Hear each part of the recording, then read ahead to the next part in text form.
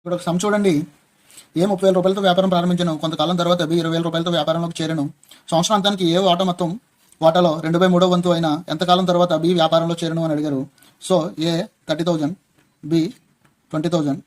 So ఏ 12 months ఉన్నారు, B ఎన్ని months ఉన్నారు మనకు తెలియదు కాబట్టి ఎక్స్ అనుకుంటాము. సో ఈ రెండింటిని దేనికి ఈక్వల్ చేయాలి అని అంటే 2/3 వంతు అని అన్నారు కాబట్టి ఏ 2 వంతులు ఉంటే బి 1 వంతు ఉంటుందన్నమాట.